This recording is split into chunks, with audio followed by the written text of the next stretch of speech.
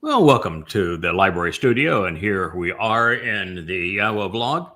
I have a question for you. It is now 4:32 here in Paradise, in the middle of the Caribbean Sea, and I've been at it this morning since right around 5:30 this morning. So I guess that's 11 hours so far. Uh, and during that time, I have been working on translations and commentary on Genesis 2 and 3, Barashith 2 and 3. And so, what do you think?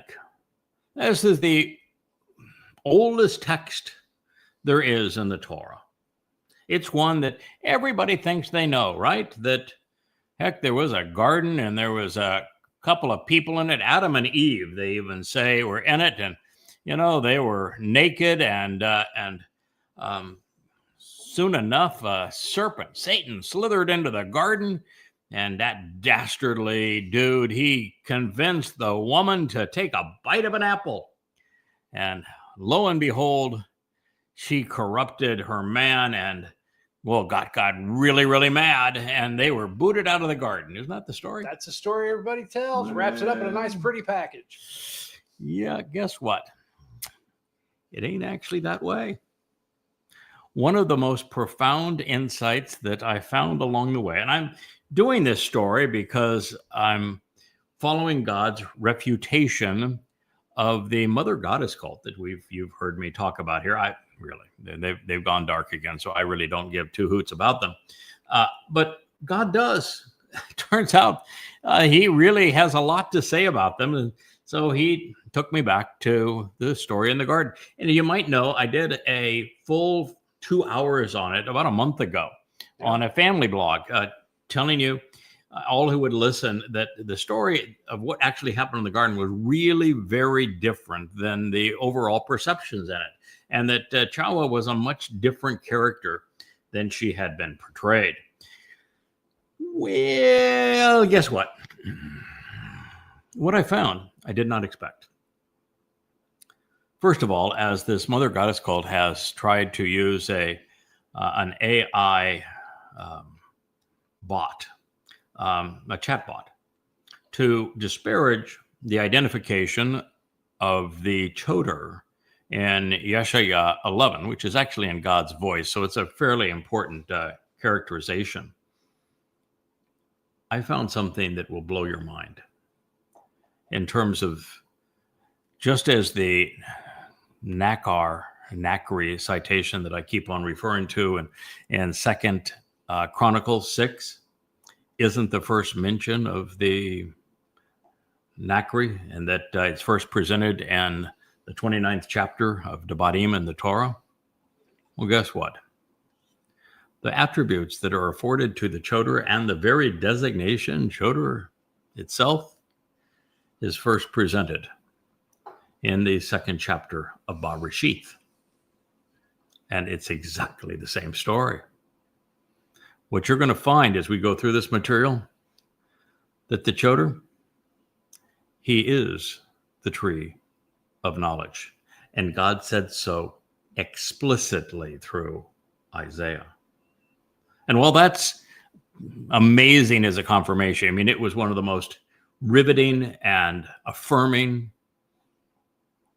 translations and insights I have received up to this point, because Chodar is the place where Yada made the transition from being anonymous, was he was very comfortable, to being a named player in God's story.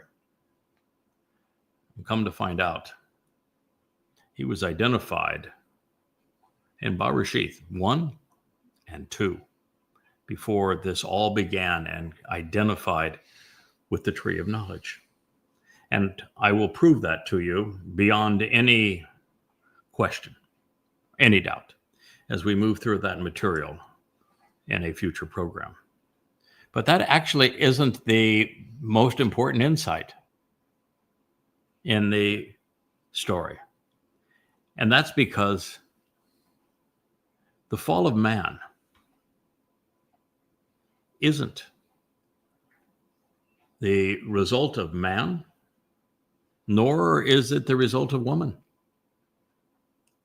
It's God that caused the fall of man. Yes, you heard that correctly. It is God that caused the fall of man.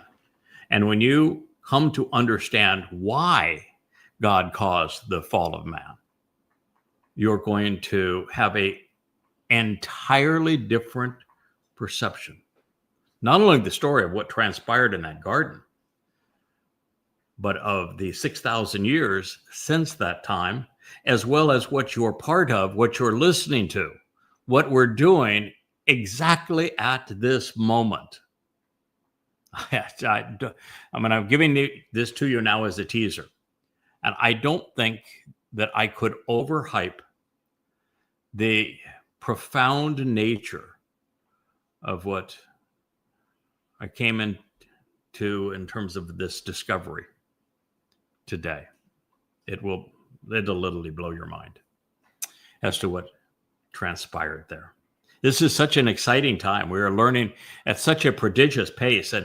And that's the whole mentality, I think, of God telling us, I want you to move away from your constant editing of these books. I mean, it's nice. I mean, you've done a wonderful job of trying to keep them current and to reflect your current understanding as you have grown in your comprehension of the things of God. And that's really noble. And boy, you got 25,000 pages and growing. It's been a monumental effort, but you do another edit pass to these books, you're not going to accomplish anything that's going to be significantly different than what you've already achieved. They're more than good enough as they are. God wanted us to move into a mode that was so fresh, so current, that comprehension and communication would literally coalesce in the moment. And that is the beauty of this Yahweh blog. The moment I learn something, I can share it with you. And you can benefit from it.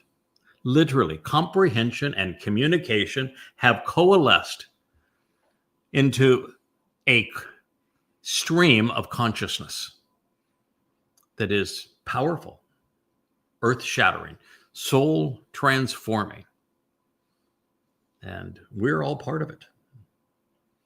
So we're going to return to our story on Gibowr. Enough said of all of this. Oh, I do have one other teaser for you. I just had the opportunity to see Wookie's promotional introduction to the vlog on the vlog. And so we may hand it out as a teaser before we actually do the next vlog on a vlog. But Leah employed Wookie to do the introduction to the vlog on a vlog. And Rich, wouldn't you say it is absolutely adorable? Oh, it is. It's hilarious. It is absolutely hilarious. So we do have a new introduction on the vlog on the That's vlog. the one thing AI is good at. Yes, it is. Manipulating images. Wookie is making the introduction to you, and he is far more articulate than I would have ever given him credit. Indeed, he's good. So here is Dode. He is saying, my upright one, have you ever seen anything that is comparable to this? He is talking about not only the upwelling of religious thievery, the very nature of Christianity, Islam, and Judaism that have robbed God of his name and God's beloved son, our Messiah and King, Dode, of his accolades and reputation, his achievements, because he's the one who fulfilled Chag Matzah, Pesach Matzah and Bakodim. He is our savior. And they don't acknowledge him. They literally robbed him of all of these things to create false messiahs. So and then we have, of course, the mother goddess cult, who is now, well, behind the scenes because they've pulled the darkness, the shades down on their site. You have to have the secret password. And I can still get into it. To get into their site. So they're obviously doing it to pat themselves on the back and not change the world or people's knowledge or do anything for Yahweh or for his people. But nonetheless, they're doing the same thing. And in their case, they're preempting the Tree of Lives, yada yada, and trying to play yada, and it's not going over very well. It takes a lot to do that. So God's saying, your choice and my desire is for you to return my soul, bringing my consciousness back to restore on account of their troublesome hardship and ruinous situation, their wasteful and ravaging destruction, with me as the only child and unique son against the young militants, these influential merchants of death and these fierce tycoons. Ms. Moore, Psalm 35:17. So, Dode is just amazed by what he is saying.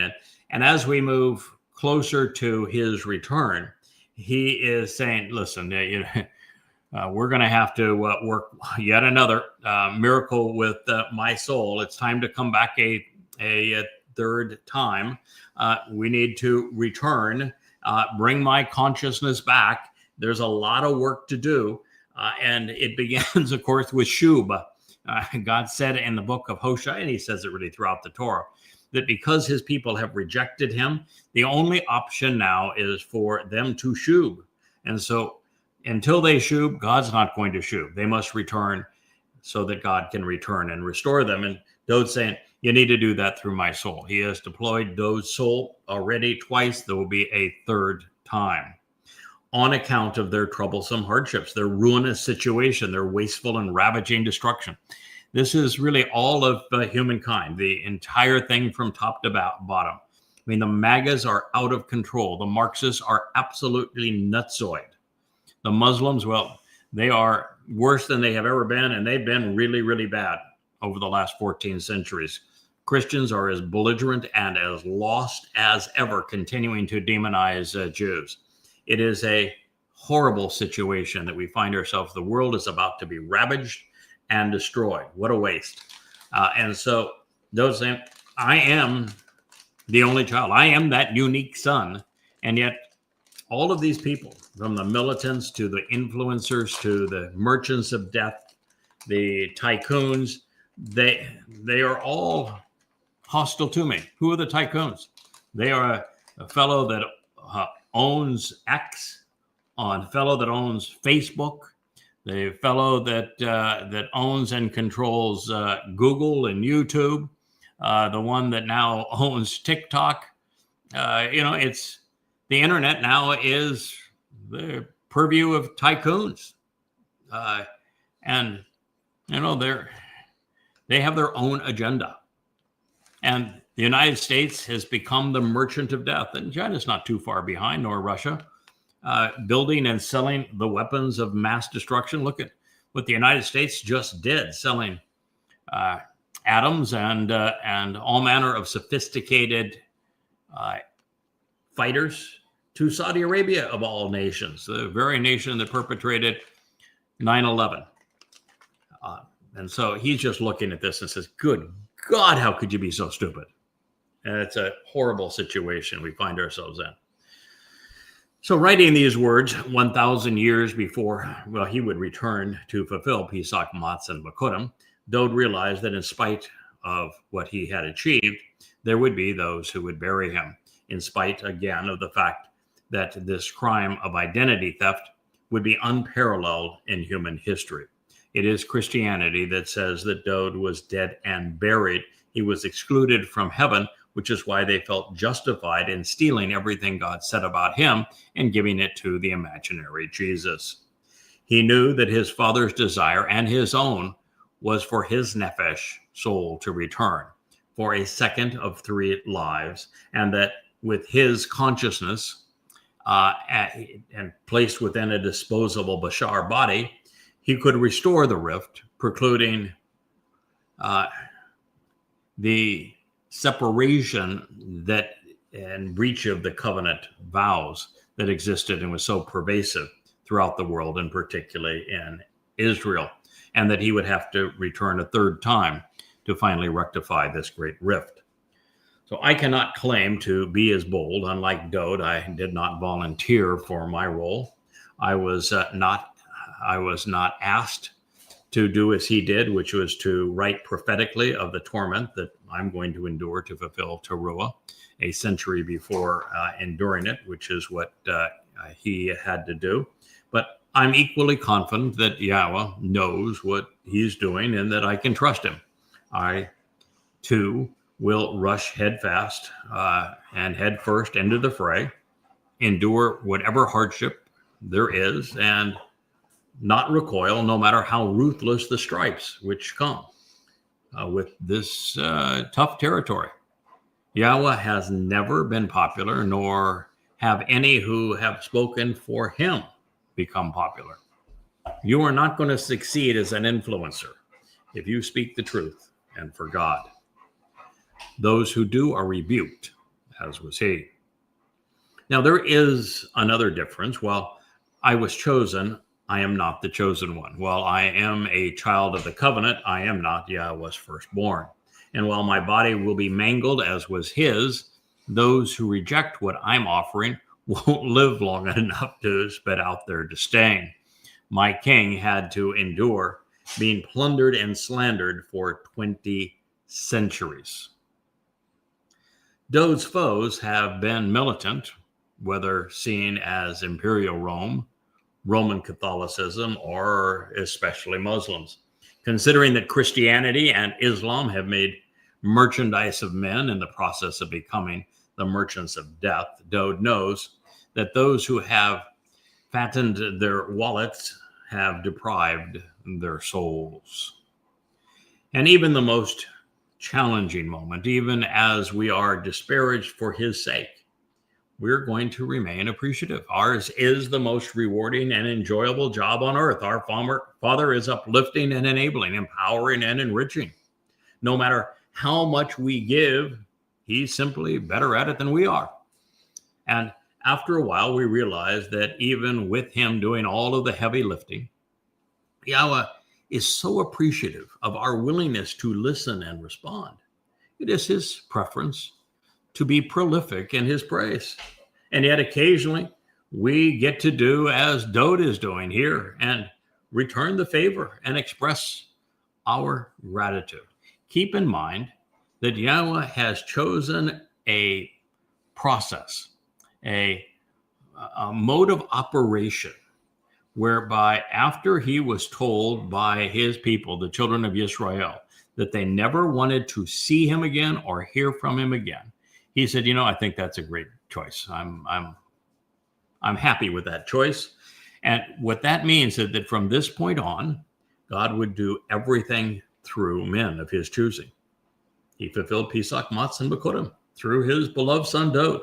Everything God does is through men, including when he speaks, including when he calls his people home. This is the way it is. This is the way it will continue even.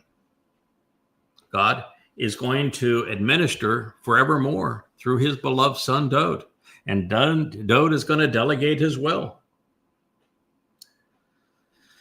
So Dode says, I will always be appreciative for you in our tremendous community within the empowered and capable family.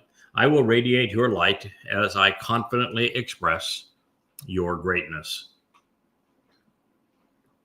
Indeed, we are family. We are light with so much good, and we have to ponder why there would be so much bad. But with right known, it's hard to imagine why most are wrong.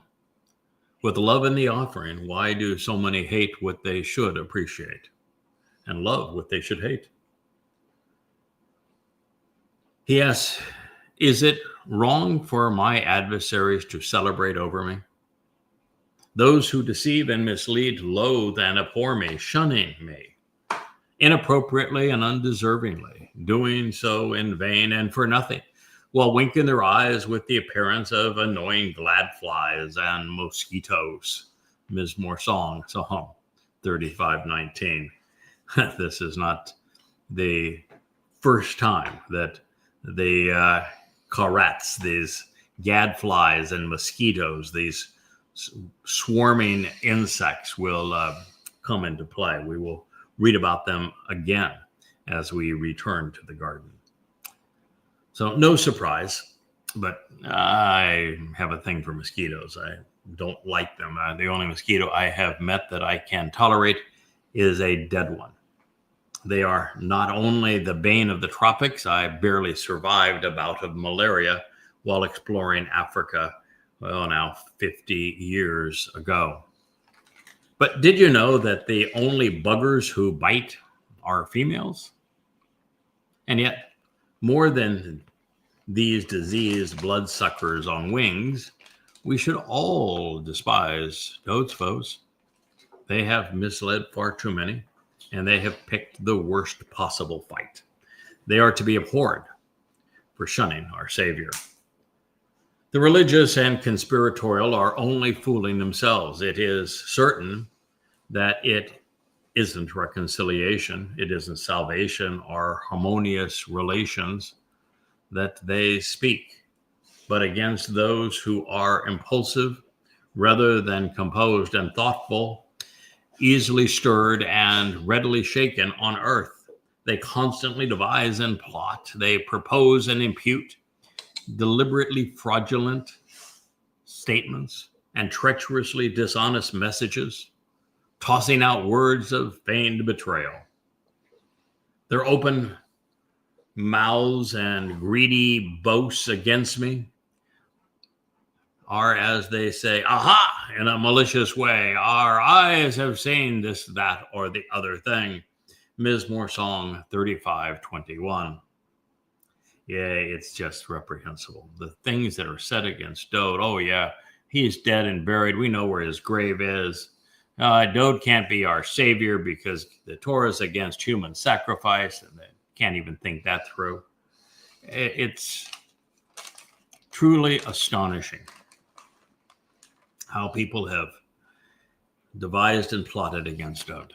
And it is the entire essence of Christianity. There is no Christianity without plotting against and depriving Dowd of his title, Son of God, Messiah, chosen one, future and returning King and Savior.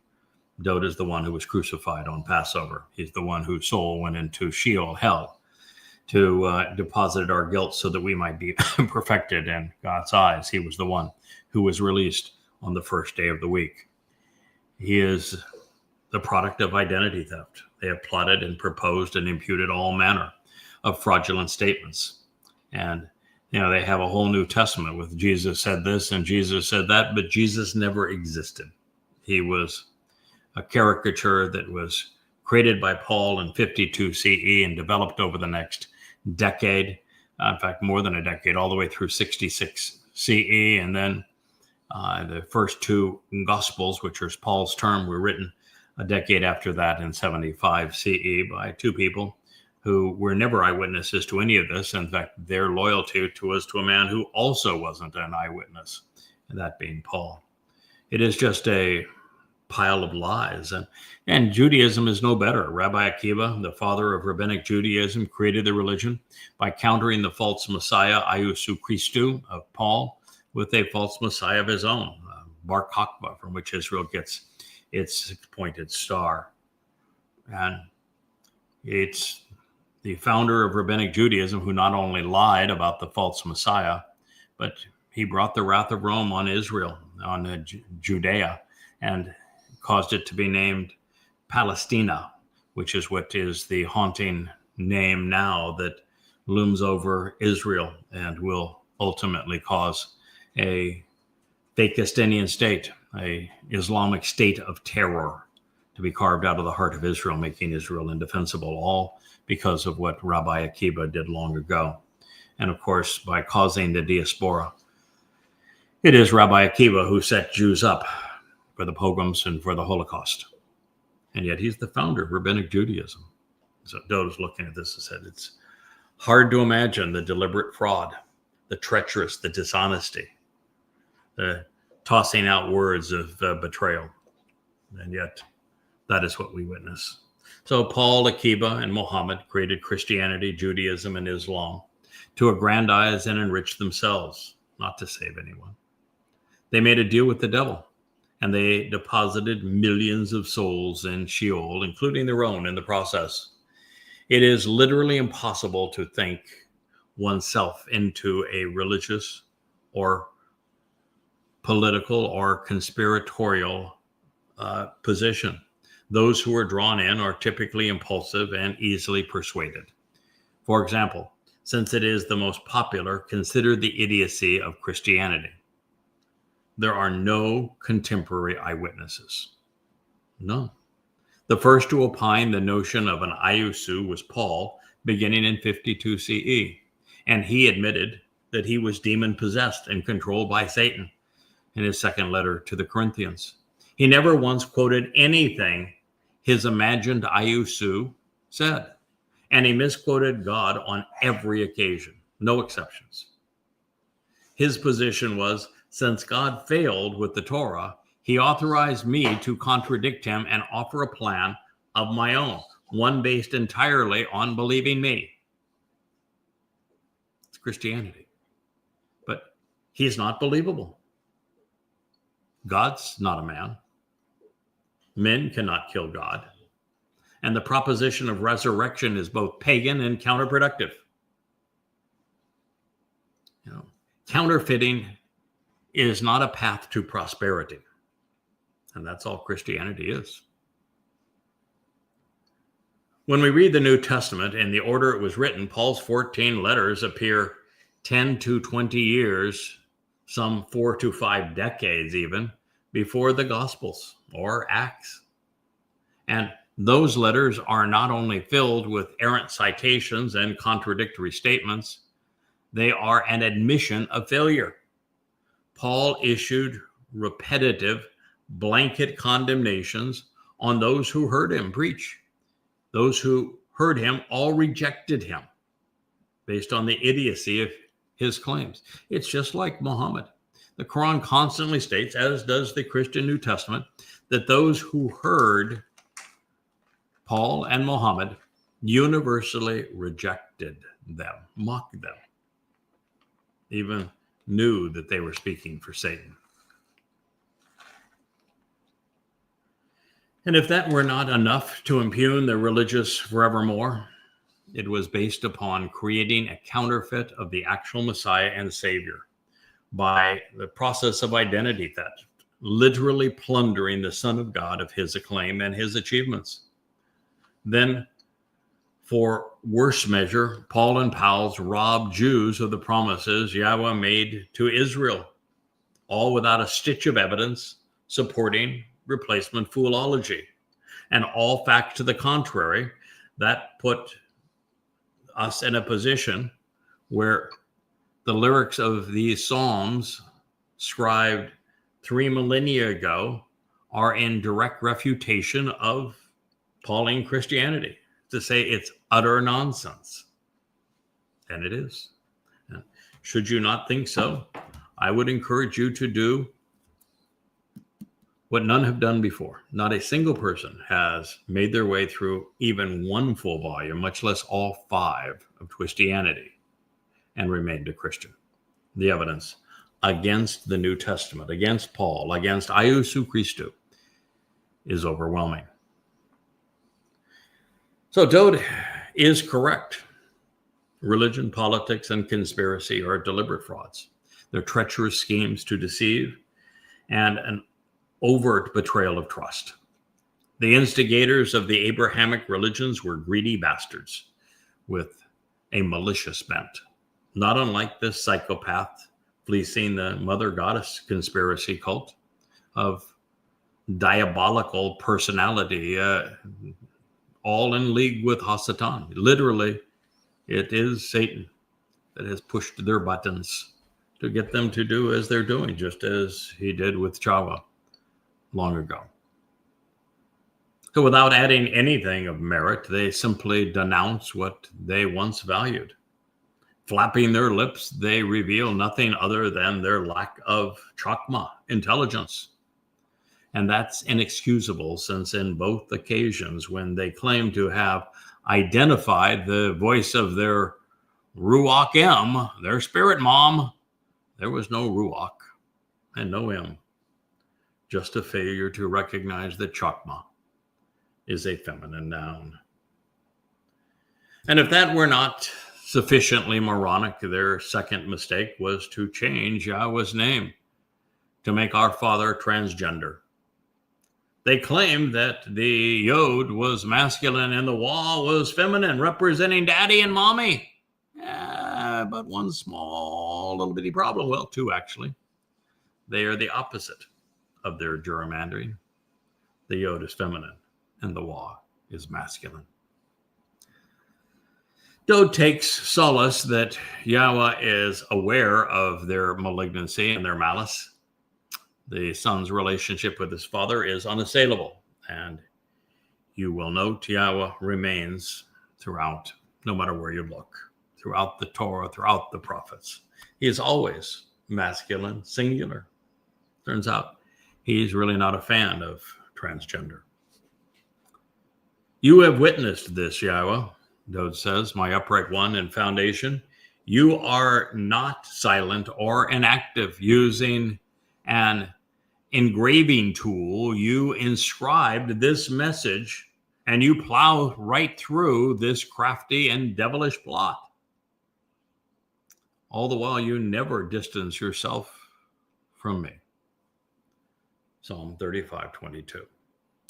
God, as I have said, remains masculine singular. Father and son continue to be of like mind, and neither is passive or tolerant. He says, I am pleased that you have chosen to be aroused, that you have decided to remain alert, aware of the blind and the unjust, because we have decided, we're of like mind, to take action regarding this summer harvest. You and I want to extend the lives of the living on behalf of my decision to resolve this dispute, my God and my foundation, with regard to these contentious taunts and hostile disputes accusing me. Mizmor Psalm 35:23.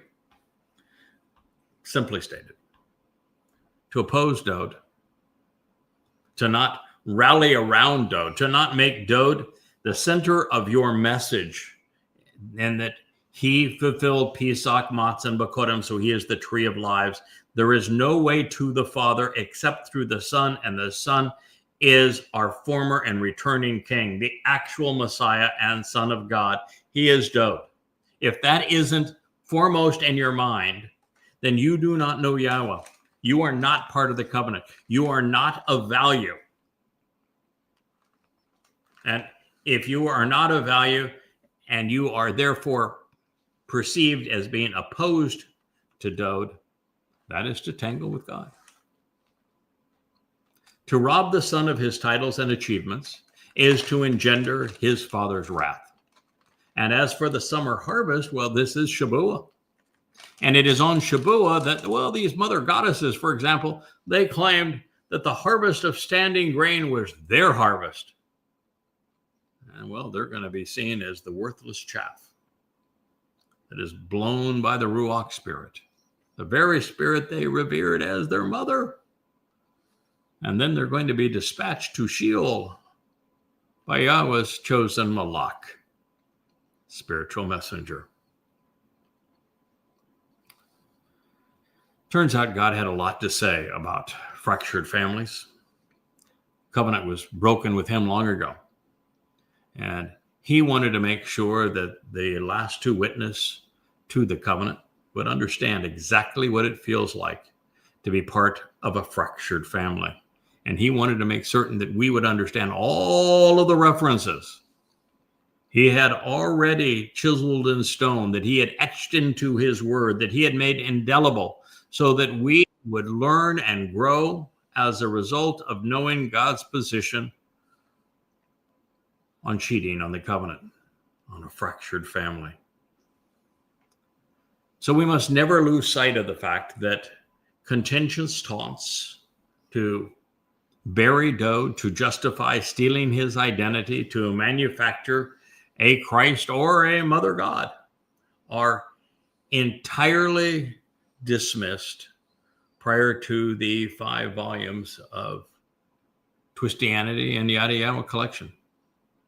We have gone after this over and over again.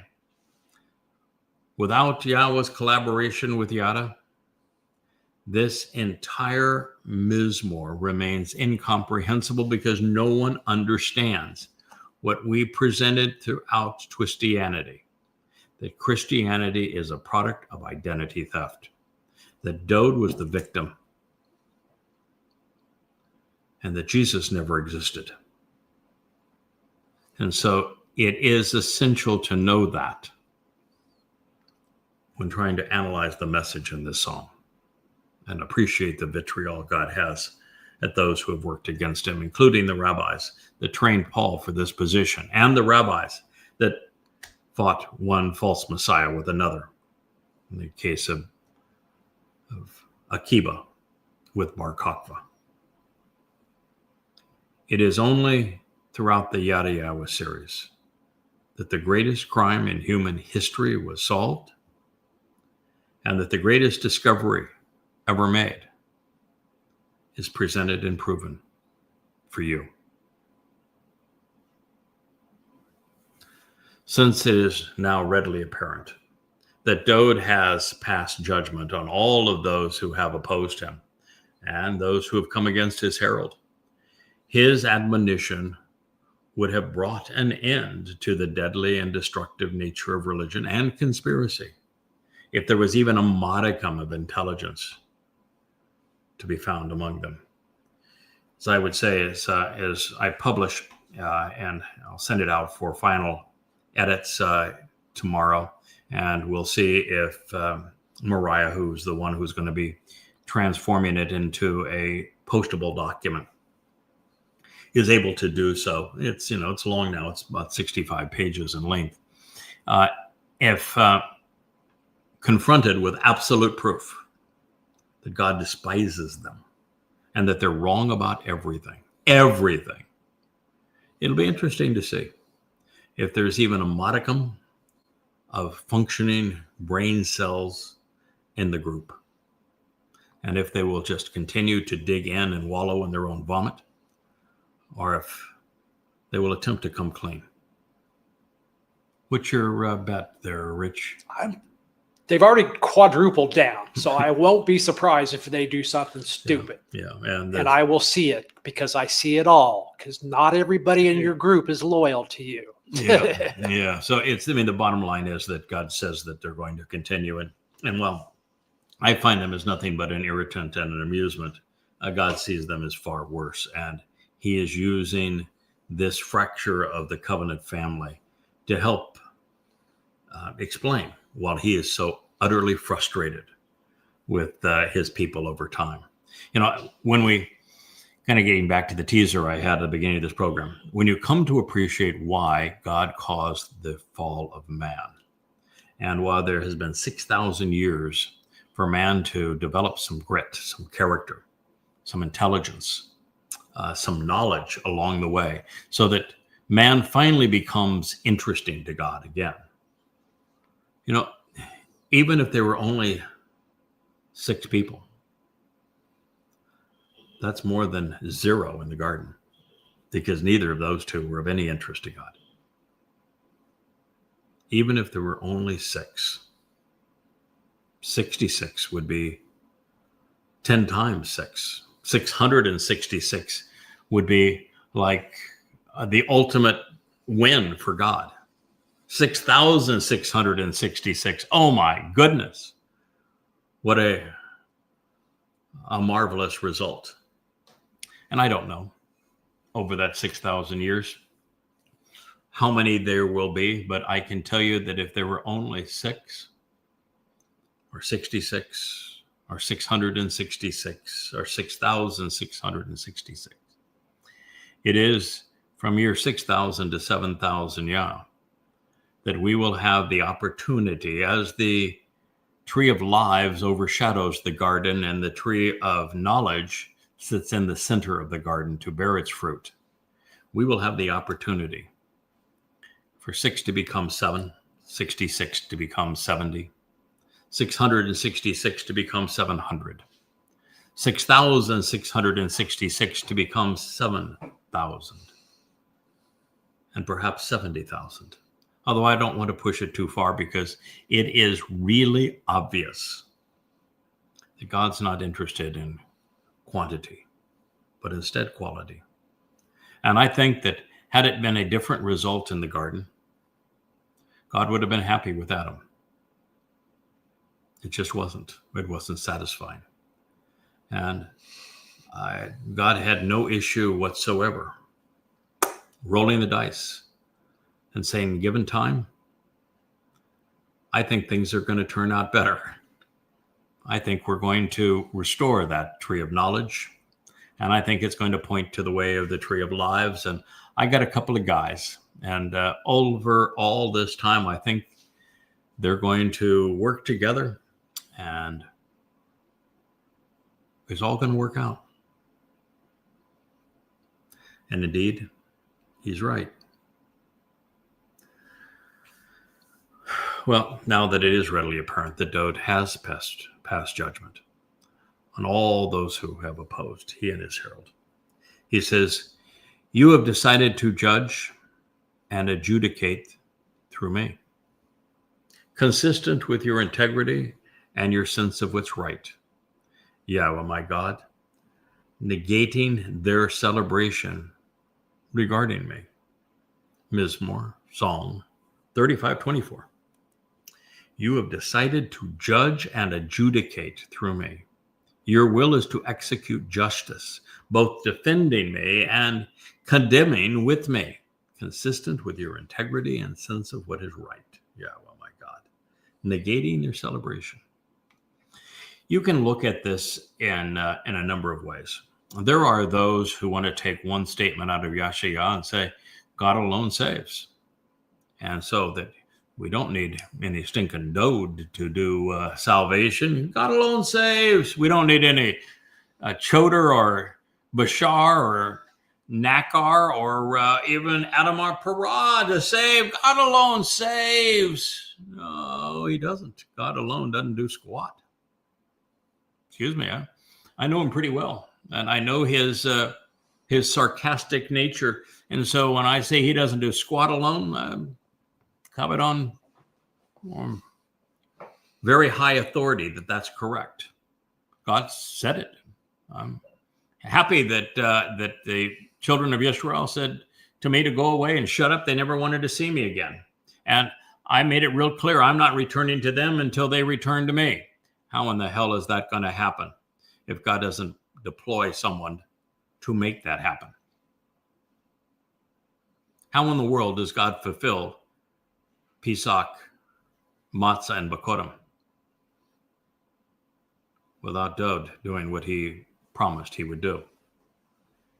How is there a sacrifice of the Adam of Parah without one?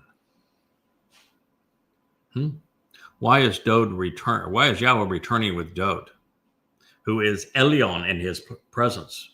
All things pursuant to the very hand and influence of God. If he is doing everything alone, why did he have prophets? What is the purpose of any of them? Ever think it through? Why would God do everything alone and then in his own voice introduce the Choder through Yashayah? The presentation of the Choder is not in Yashayah's voice, it's in Yahweh's voice. Why would he do that? Why would he speak of the Nakar that's going to arrive in the last days through Moshe and Devarim if there wasn't to be one? Why did he tell us in the 18th chapter of Devarim that he would send someone extraordinary, someone that was like Moshe, a prophet, and that you have to listen to him because he's going to hold you accountable based upon what he said and did if he's not working with Dowd? Why would he have the marvelous statement in Yashayah 9 that a child was born, a son has been given, and all of these marvelous things are going to happen through him? Who is the Lamb upon whom the iniquity of us all has been laid in Isaiah 53? You ever think it through? Are you going to pick one thing and pretend that it stands apart from everything else without even pondering the implications of everything else?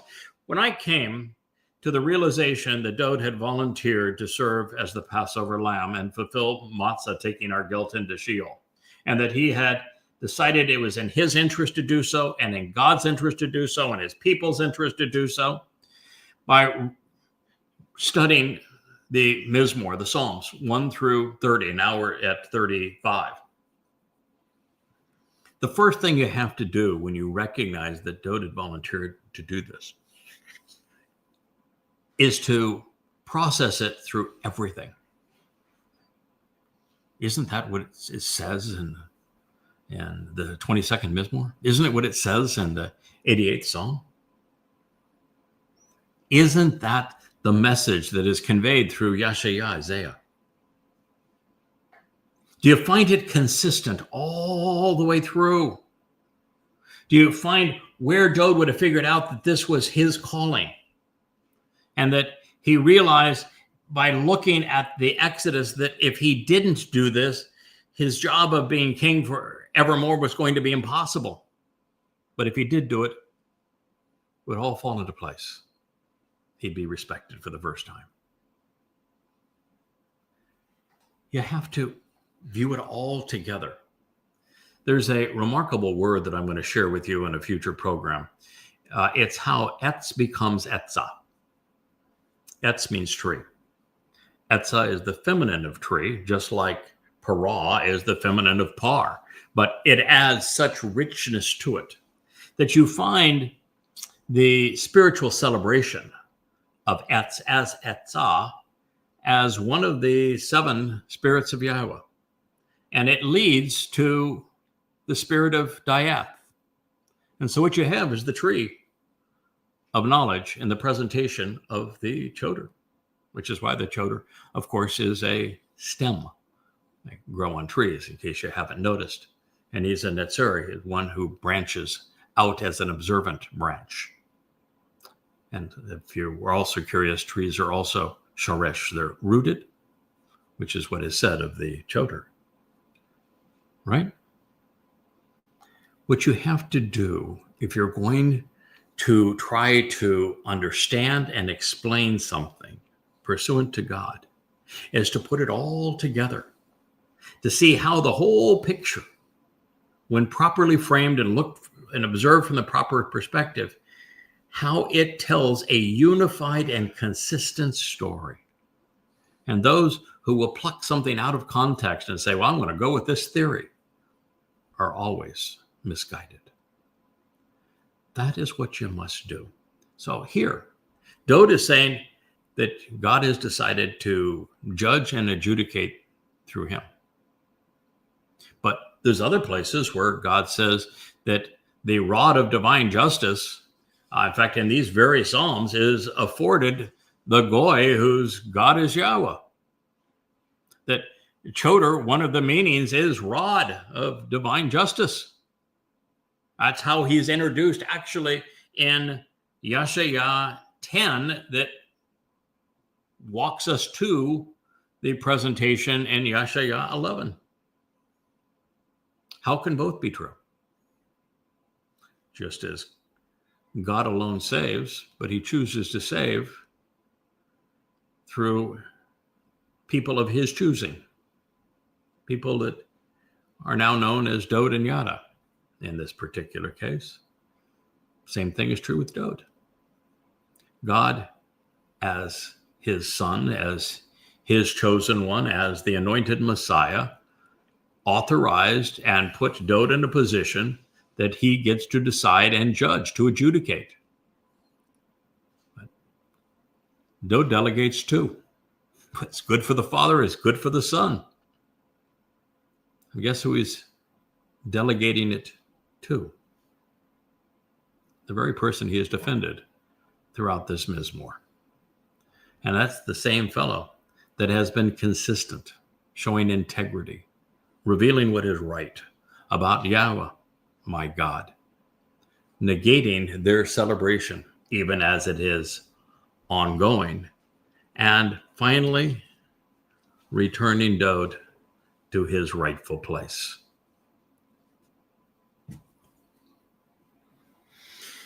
By contrast, the door to hell will be held open for many. Dod's dignity and Yahweh's integrity demand no less for us, no less from us. It is what we're going to do. And then we will shut it. You are either among the 1 in a million who are right about everything the Messiah and Savior, the Son of God and King, represents, or your party will end as ours begins.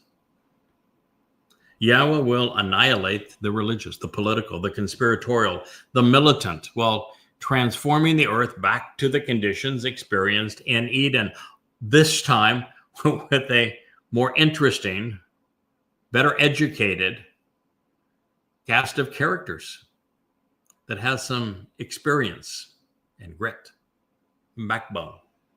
And so we will be mature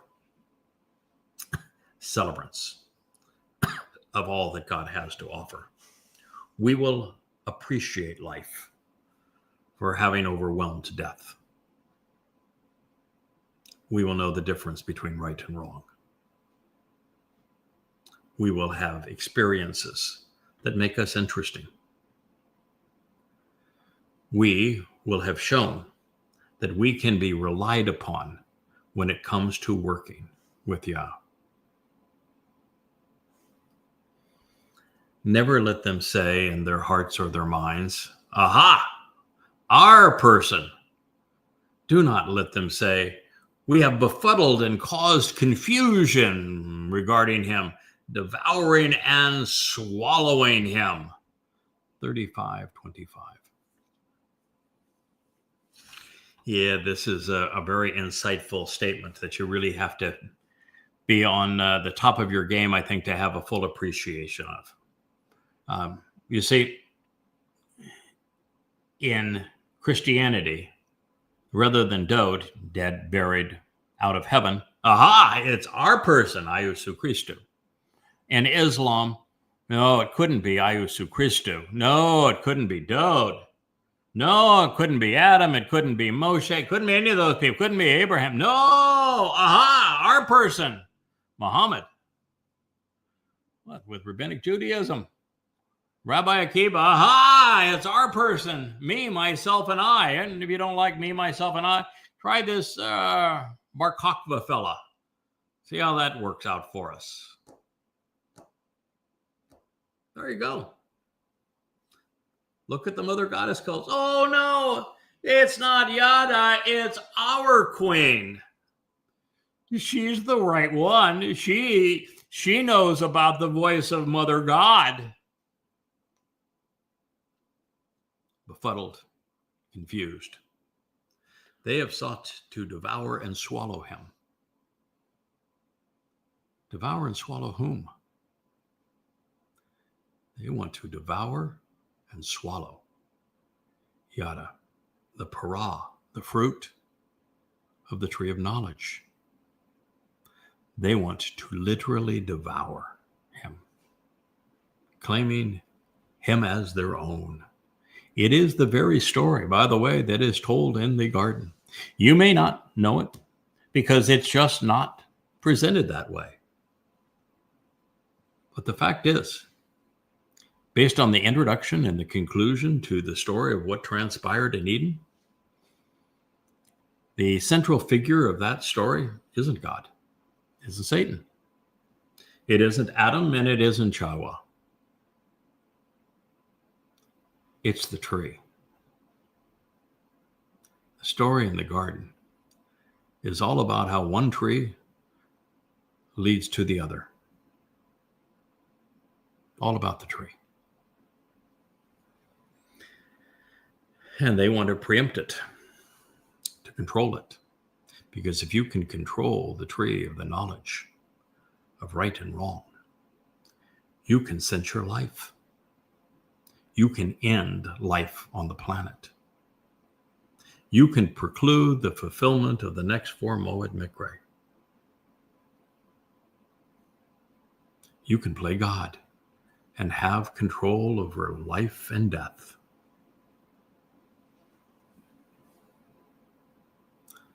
Dod's nefesh soul, of course, is the most valuable treasure in the whole of the universe. The religious, they're not entitled to it. And while it is obvious that the most befuddled religions have created mass delirium by devouring Dod's words to regurgitate the mythical messiahs of Jesus, Bar Kokhba, and Muhammad, the cost of this crime isn't measured in one soul that they sought to swallow, but in the billions they vomited away, and most importantly, Dod, even as the Savior, even as the Son of God, even as the Messiah, the former and returning King, is unknown without the tree of knowledge. It is the only way we know about Dod. It's the only means to capitalize upon the tree of lives.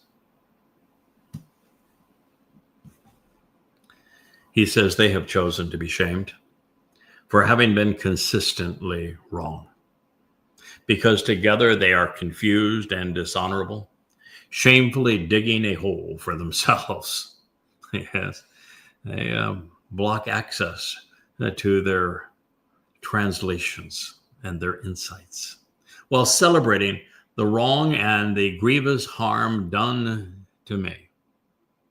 Let them be clothed in humiliation and shame, fully aware of their guilt, ignominy, and scorn, who are praised, growing in influence and opposition to me. Ooh, Mizmor, Psalm 35:26. Dod is not a fan of influencers. He and Charlie Kirk would not have gotten along at all. They have chosen to be shamed for having been consistently wrong. They must be disapproved. They must be humiliated. You see, God's not into tolerance. I know we get a lot of people say, why do you make such a big deal about things like other religions and cults like the mother goddesses? Why do you even care about them? Because God cares. Because Dod cares. Because they had a lot to say about it. And unless I report what they had to say about it and explain it, then it will be for naught. It was be as if they never shared any of this. If they hadn't written prophetically about it, they did so.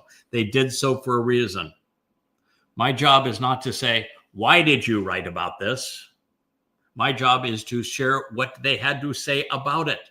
My job is to explain why the Messiah hates Christianity, why he hates Judaism, why he hates Islam, why God agrees with him and disparages and disdains and has no tolerance whatsoever for Christianity, Judaism, or Islam.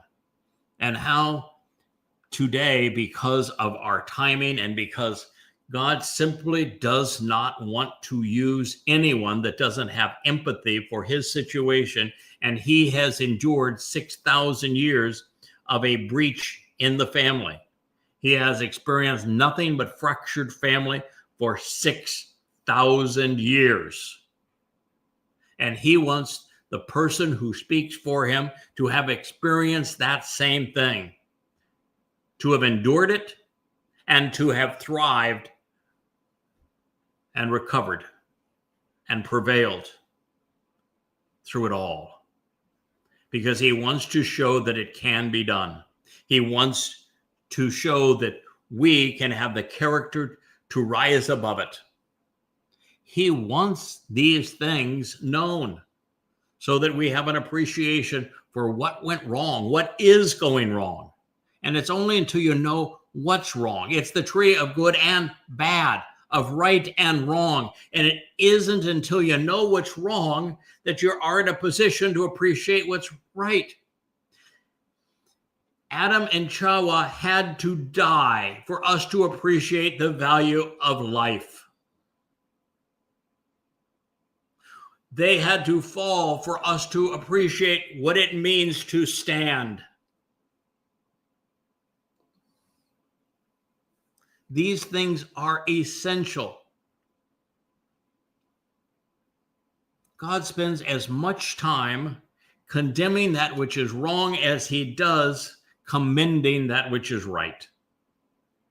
And so the same is true throughout the Yada Yawa series. That's why we began here, excoriating Islam, and then went here, repudiating Christianity, and then went here, introducing God, Yahweh,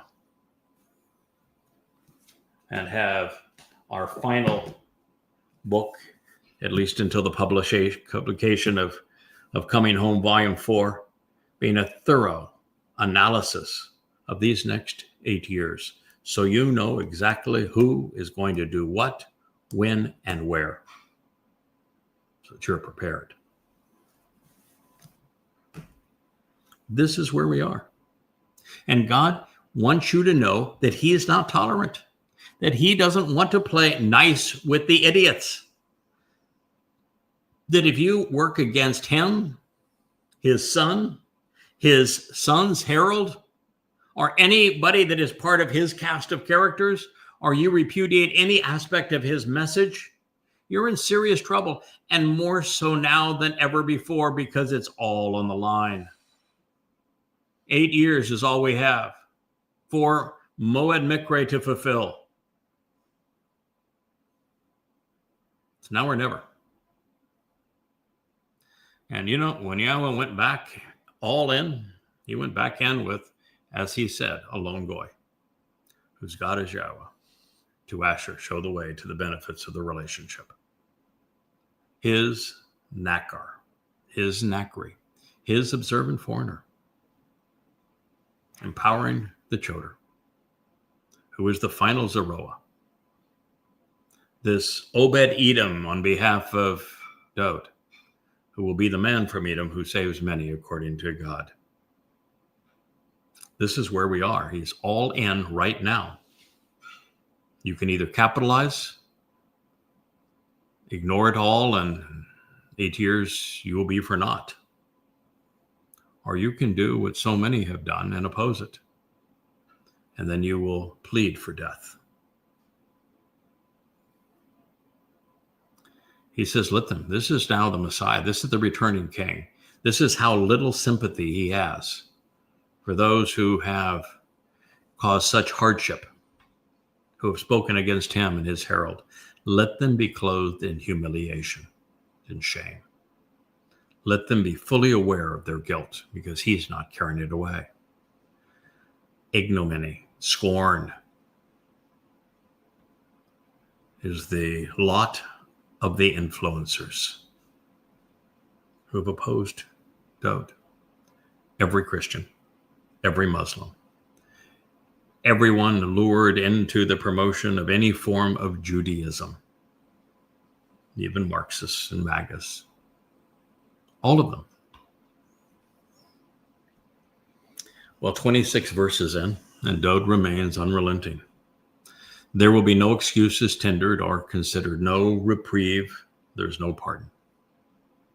There are no second chances now. The crimes being committed are deliberate and they're unconscionable. Now, I'm openly criticized by those who think that my responses to many who have been openly disparaging of me or who have sought to publicly denounce Yada Yahweh are impolite, that they're undignified and unjustifiable. My reply is always the same. I never pick the fight. Never. But I don't run from them either. Just as Paul, Akiba, and Muhammad committed this crime against the Son of God, and now Father and Son are responding to them, I think it is wise to follow the example set by Yahweh and Dod. They chose to disparage our king and his herald.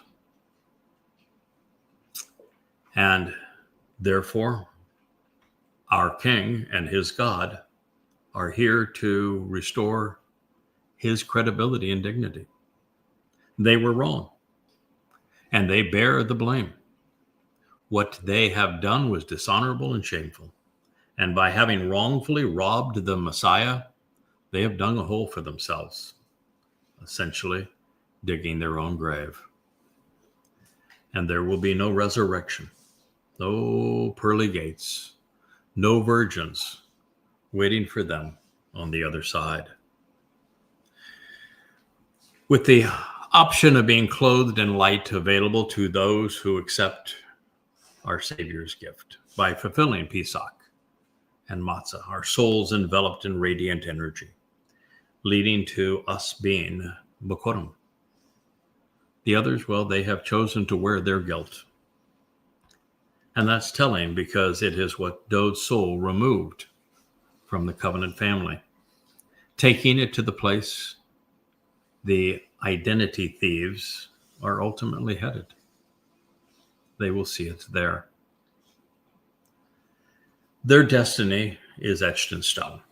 It is nevertheless curious that the religious and conspiratorial continue to praise those who have led them astray, venerating them as if the worst among us were saints and goddesses, victims. I witness this inversion of reality every day among those who have made it their calling in life to spew vitriol at me, most of them a man they have never met, on behalf of a psychopath who is using them to salve her raging insecurities and her glaring ineptitude. I am therefore with Dode on this one. I agree with him. This comes highly recommended. He says, of their own volition, let them shout for joy and be glad, those who desire and willingly accept the realization that I'm right, that I'm honest and vindicating, and who continually say, great and growing, empowering and enriching is Yahweh, who desires and delights and takes great pleasure and satisfaction in the companionship and contentment, and especially the reconciliation and salvation that is achieved through his co-worker. Psalm 35:27. For those who are now professing that God doesn't need to work with anyone, that he alone saves, what does it say here in this Mizmor? That Yahweh takes great pleasure and satisfaction in the companionship and the contentment of, especially the reconciliation and salvation achieved through Ebed-Hu, his co-worker. Why does Yahweh constantly refer to Dode as his Ebed, co-worker, if they didn't work together to achieve our salvation? What do you think he was talking about?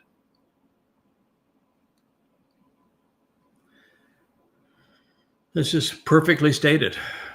We should read it again and again, and we will. Of their own volition, let them shout for joy and be glad, those who desire and willingly accept the realization that I, Dode, am right, honest, and vindicating, and who continually say great and growing, empowering and enriching is Yahweh, who desires and delights in taking great pleasure and satisfaction in the companionship and contentment of, especially the reconciliation and salvation achieved through Shalom, his Ebed-Hu, his co-worker.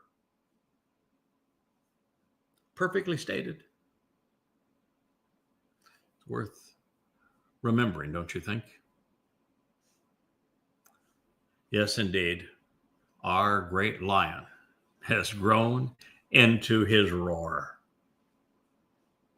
He says, then my tongue will consider and decide, then speak out and roar your vindication for having been correct, and each and every day proclaiming your laudable excellence and renown, noting your radiance and manifestation of great power for having done something extraordinary and praiseworthy. 35:28.